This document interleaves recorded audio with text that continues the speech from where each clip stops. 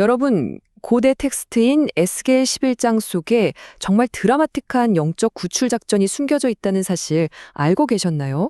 오늘의 해설에 오신 것을 환영합니다. 이 본문은 구약 성경 전체를 통틀어서 가장 주권적이고 복음적인 은혜의 언약이 선포되는 놀라운 대목이거든요.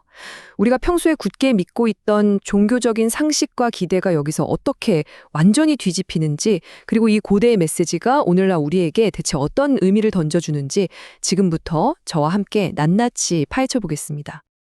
자, 본격적으로 시작하기 전에 아주 흥미로우면서도 역설적인 질문 하나 드려볼게요. 과연 누가 하나님과 더 가까울까요? 거룩한 성전에 떵떵거리며 남아있는 종교적 엘리트들일까요? 아니면 바벨론으로 끌려가 상처받고 억눌린 포로들일까요? 당시 사람들은 100이면 100, 당연히 예루살렘 성전에 있는 사람들이 하나님과 가깝다고 생각했겠죠. 하지만 그 대답이 우리의 상식을 완전히 뒤엎어버립니다. 거룩한 장소나 인간의 공로에 대한 우리의 기준 자체를 송두리째 흔들어버리거든요. 오늘 우리가 함께 걸어갈 여정은 대략 이렇습니다. 1번 영적 교만과 비정함, 2번 고난 속의 참된 성소, 3번 주권적 은혜와 회복, 4번 굳은 마음 도려내기, 그리고 5번 공의로운 심판 경고까지. 예루살렘의 오만함에서 시작해서 바벨론에서 일어나는 초자연적인 심장 이식 수술까지 쭉 한번 가보겠습니다.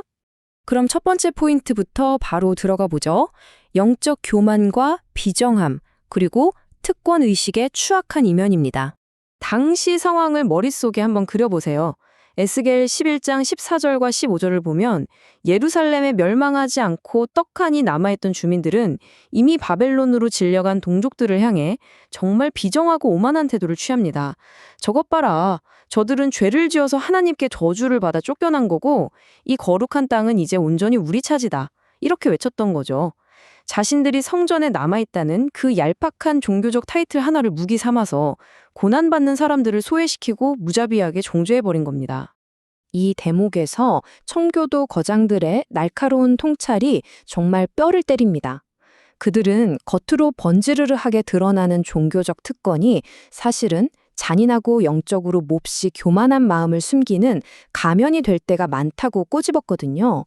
남의 불행과 고난을 보면서 아유, 나는 저 사람보다 의롭게 살아서 이렇게 무사한 거야 라고 생각하는 그 타락한 본성, 그게 바로 예루살렘 거민들의 민낯이자 가장 치명적인 영적 교만이었습니다. 자, 이제 두 번째 섹션으로 넘어가서 고난 속의 참된 성소에 대해 살펴보겠습니다.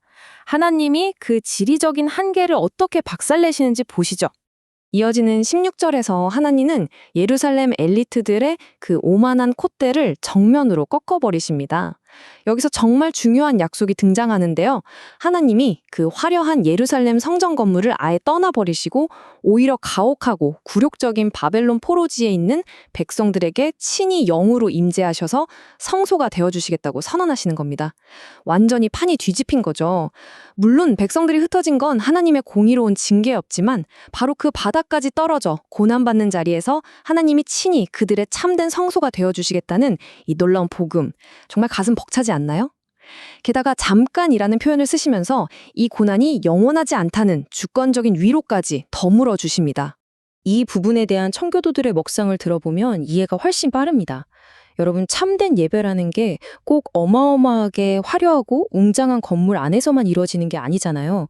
과거 청교도들이 그 거칠고 험난한 대서양 한가운데서 흔들리는 메이플라워호 배 위에서도 진실된 예배를 드렸던 것처럼 말이죠.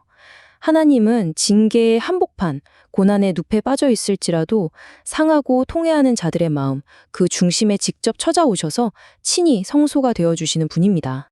세 번째 섹션, 주권적 은혜와 회복입니다. 이제 회복이 실제로 어떻게 작동하는지 그 원리를 살펴볼 차례네요.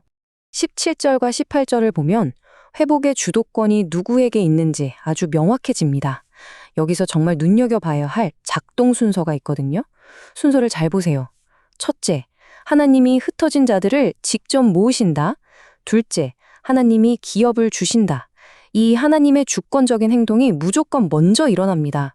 그러고 나서야 셋째, 백성들이 우상을 제거하는 순종의 반응이 뒤따라오는 거예요. 우리가 먼저 싹 다 깨끗하게 청소해놔야 하나님이 은혜를 주시는 게 절대 아니라는 겁니다. 청교도들은 이 점을 아주 날카롭게 짚어냈습니다. 우리가 하나님의 은혜를 얻어내려고 스스로 삶을 착실하게 정돈하는 게 아니라는 거죠. 오히려 정반대입니다.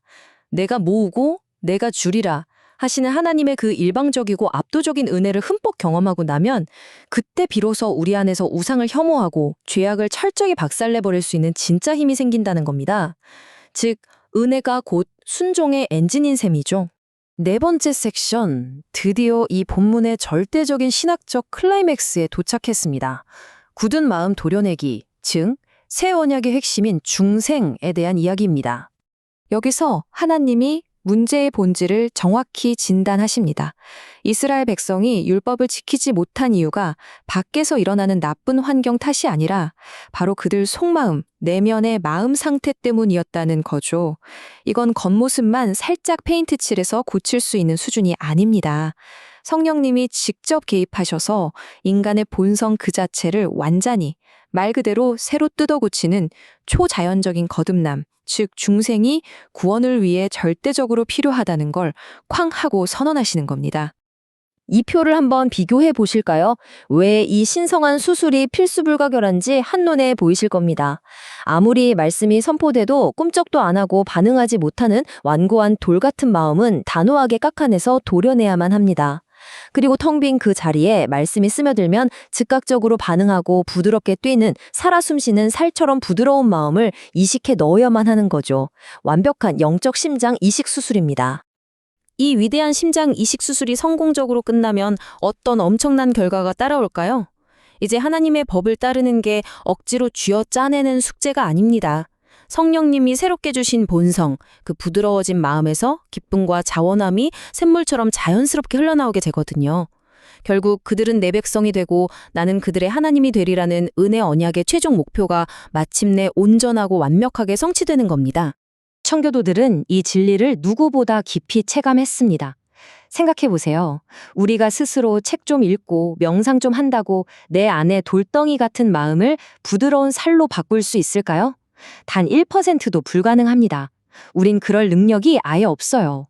오직 하나님의 주권적이고 초자연적인 심장 이식 수술에 100% 전적으로 의존할 때만 진짜 영적인 생명이 시작될 수 있다는 거죠. 구원은 철저히 하나님의 은혜 그 자체입니다. 자, 그런데 21절로 넘어가면서 분위기가 아주 무거워집니다. 5번째 섹션, 공의로운 심판 경고입니다. 행위대로 갚으시는 공의에 대해 짚고 넘어가야 하거든요. 새 마음을 주시겠다는 이 기가 막힌 은혜의 제안에도 불구하고 끝까지 이거 걷어차고 내면 깊숙한 곳에서 가증한 우상을 몰래 끌어안고 있는 사람들은 대체 어떻게 될까요? 하나님은 아주 단호하십니다. 그들에게는 어떤 변명도 통하지 않는 준엄하고 피할 수 없는 공의로운 심판이 기다리고 있다고 약속하십니다. 그 행위대로 그 머리에 갚으리라. 아주 명확하고 섬뜩한 선언이죠. 이 마지막 총교도 묵상이 우리에게 던지는 서늘한 경고를 들어보시죠.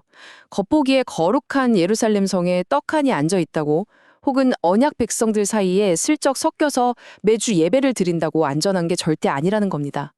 당신의 속사람이 여전히 거듭나지 못해서 딱딱한 돌덩이 그대로라면 겉으로 하는 종교 생활은 아무런 의미가 없다는 거죠.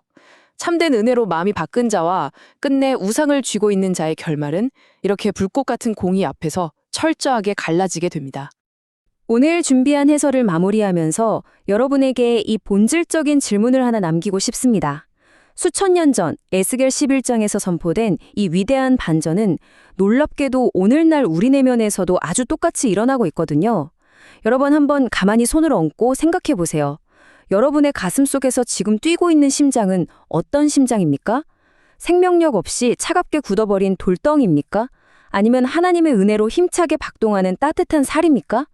이 질문에 대해 스스로 깊이 고민해 보시기를 바라면서 오늘의 해설은 여기서 마치겠습니다. 함께해 주셔서 감사합니다.